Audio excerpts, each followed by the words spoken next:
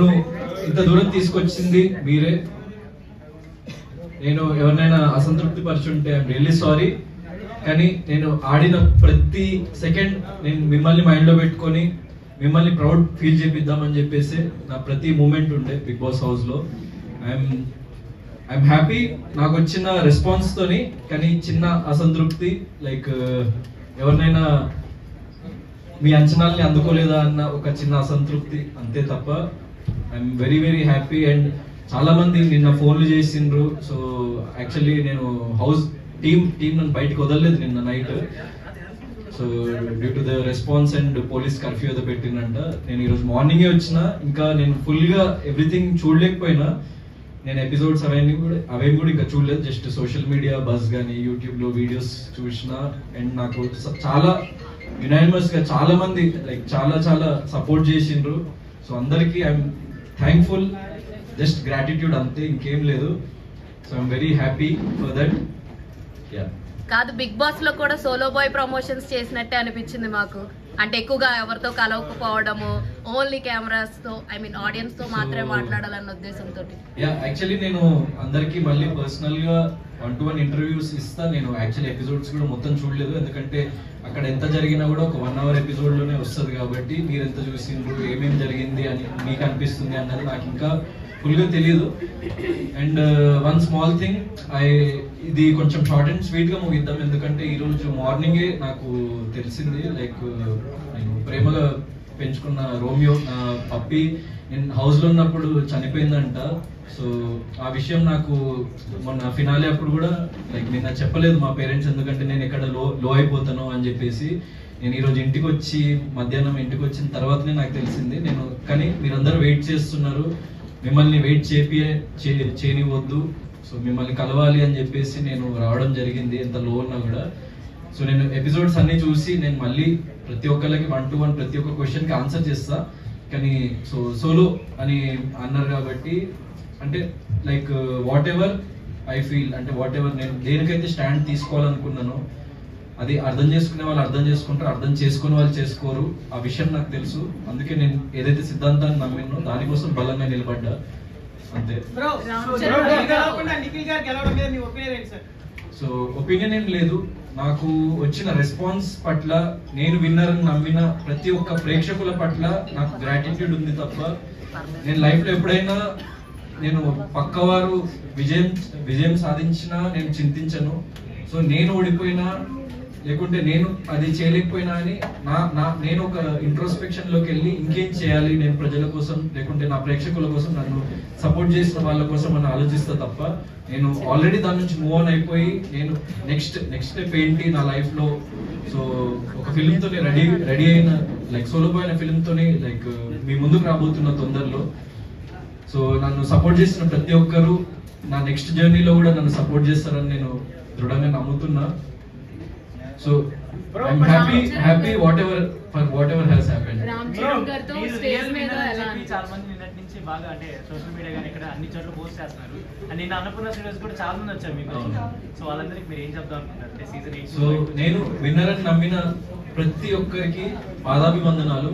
ఎందుకంటే ఇంత లవ్, ఇంత ప్రేమ నేను లైఫ్ లో ఎప్పుడు చూడనంత ప్రేమ మీరు నాకు ఇచ్చిండ్రు, నన్ను ఇంతటి వాడిని చేసిండ్రు అండ్ నన్ను ఇంత దూరం తీసుకొచ్చిండ్రు మీరు. So I'm very very grateful to every one. అంటే అది నేను విన్నర్ అని నమ్మిన ప్రతి ఒక్కరికి నేను grateful. So what ever has happened. So life లో నేను యాక్సెప్ట్ చేస్తా ఏది జరిగినా కూడా.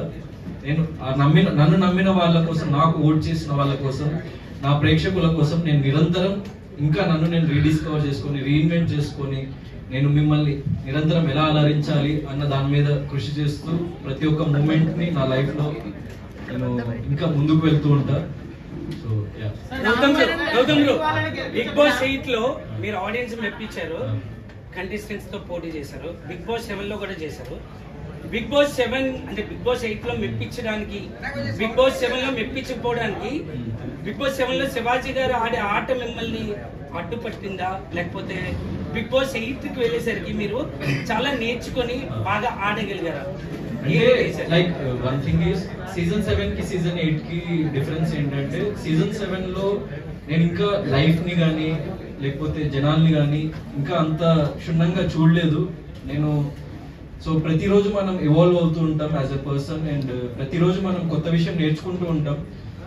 సో నాకు 100% లాస్ట్ 1 year అన్నది నా లైఫ్లో చాలా విషయాలు నేర్పించింది. యాజ్ ఎ పర్సన్ నన్ను చాలా ఇంకో ఉన్నత స్థాయికి లైక్ తీసుకెళ్ళింది, అండ్ నన్ను ఇంకో డిఫరెంట్ పర్సన్గా మలచగలిగింది. నా లైఫ్లో జరిగిన ఎక్స్పీరియన్సెస్ కానీ, సిచ్యువేషన్స్ కానీ, నేను చూసిన జీవితం కానీ. సో అది నన్ను ఇంకో బెటర్ పర్సన్గా మలిచింది, అండ్ అందుకే నేను మళ్ళీ మీ ముందుకు వచ్చి నేను ఇక్కడ వరకు రాగలిగినాను నమ్ముతున్నా. అది అంటే నిన్న చాలా మంది గౌతమ్ విన్నర్ అన్నారు, కానీ లాస్ట్ ఫైనల్ లో నిఖిల్ విన్నర్ చేశారు. అయితే బయట ప్రేక్షకులందరూ కూడా కుట్ర జరిగింది అంటారు, మీరేమంటారు అంటే? సో బ్యాక్ ఎండ్ లో ఏం జరిగింది అన్న విషయం 100% నాకు తెలియదు. నేను ఐఎమ్ బీయింగ్ జెన్యూన్, ఏం జరిగింది అన్న విషయం నాకు తెలియదు. సో దాని గురించి నేను పర్టికులర్ సోషల్ మీడియా అంతా కూడా ఓటింగ్ గౌతమ్ కే ఎక్కువ జరిగింది అన్నారు. నేను కూడా సో అదే నేను చెప్పినట్టు ఏం జరిగినా నేను బిగ్ బాస్ కి వెళ్ళిన ఏకైక రీజన్ ఏంటంటే నేను ప్రేక్షకులకి దగ్గర అవ్వాలి, ప్రేక్షకులకి చేరువవ్వాలి. సో నా ఆట తీరు కానీ, నేను ఎంచుకున్న మార్గం కానీ, నేను ఏంటో చూపించాలి, నేను దృఢంగా నిలబడాలి అని వెళ్ళిన. సో ఇంత హ్యూజ్ రెస్పాన్స్ వచ్చింది. సో ఏం జరిగింది అన్న విషయం జరిగిపోయింది. సో అది ఎవరేమన్నా కూడా అది మార్చలేము మనము. So what ever has happened నేను దానికి ఏం చింతించట్లేదు. అంటే మీరు స్టేజ్ మీద కూడా మీరే విన్నర్ అనుకున్నారు కదా 100%? I was very confident. Hope ఉండే, చిన్న హోప్. అదే మరి మీరు జరిగిందని అనుకుంటున్నారా? ఓట్లు ఎక్కువ మీకే పడినాయి, బట్ అబ్బాయి విన్నర్ అవ్వలేదు అని చెప్పి బయట చాలా ట్రోల్స్ అవుతున్నాయి. ఓట్లు మీకే సోషల్ మీడియాలో మీరే విన్నర్ అని చెప్పేసి ఎప్పటి నుంచో నడుస్తుంది. But end of the day మన తెలుగు అబ్బాయి విన్నర్ అవ్వలేదు అని చెప్పి చాలా మంది ఫీల్ అవుతారు. అంటే ఇప్పుడు నేను బిగ్ బాస్ హౌస్ లో అక్కడ మైక్స్ కదిలించదు, లైవ్ లో ఆగిపోతున్నాయంట, మైక్ సౌండ్ డిస్టర్బెన్స్ వస్తుంది, మైక్స్ కదిలించద్దు. యాక్చువల్లీ మీరు అడిగిన క్వశ్చన్ నాకు అర్థమైంది. సో యాక్చువల్లీ బయట ఉండి ఇన్ని రోజులు అబ్జర్వ్ చేసి బయట ఏం జరుగుతుందో మీకే ఇంకా క్లియర్ గా తెలుసు నాకంటే. నాకు జస్ట్ కొద్ది గంటలే అయింది అసలు బయట ఏం జరుగుతుందని. సో ఇంకా కంప్లీట్ గా డైజెస్ట్ కూడా అవ్వలేదు. ఏం జరుగుతుందన్న విషయం నాకు ఇంకా క్లారిటీ కూడా కంప్లీట్ గా రాలేదు. నేను మళ్ళీ దీని మీద నేను ఇంకా క్లియర్ గా నా క్లారిటీ వచ్చినప్పుడు నేను ఇంకా మంచి ఒపీనియన్ ఇవ్వగలుగుతా. So I'm being genuine. మీకు నిజంగా నేను విన్నర్ అనిపించుంటే I'm very very thankful and happy. ఎందుకంటే మీ అందరూ చాలా మంది మీడియాలో వచ్చింది కానీ, యూట్యూబ్ లో కానీ, నేను సోషల్ మీడియానే చూస్తున్నా. ఇంకా అందరినీ కలవలేదు, ఏం జరుగుతుందన్న విషయం బయట నాకు తెలియలేదు. జస్ట్ కొద్ది గంటలే అయింది కాబట్టి నేను ఈరోజు మార్నింగే వచ్చినప్పుడు ఫోన్ కూడా ఇవ్వలేదు నాకు. సో నేను విన్నర్ అని అనుకున్న వాళ్ళు, నేను విన్నర్ అవుతా అని నమ్మిన వాళ్ళు, yes I'm a winner in your hearts and I'm happy. ఎందుకంటే మీరు నమ్మిండ్రు కాబట్టి. సో ఎందుకంటే at the end of the day డబ్బు కన్నా, కప్పు కన్నా ప్రేక్షకులు వాళ్ళ ప్రేమే ఎక్కువ ఇంపార్టెంట్ నాకు. వాళ్ళు ఇచ్చే రెస్పెక్ట్ ఎక్కువ ఇంపార్టెంట్ నాకు. సో అది నేను గెలుచుకున్నా. ఏ ఎక్స్టెంట్ వరకు నాకు ఇంకా తెలియదు, మీకే తెలియాలి.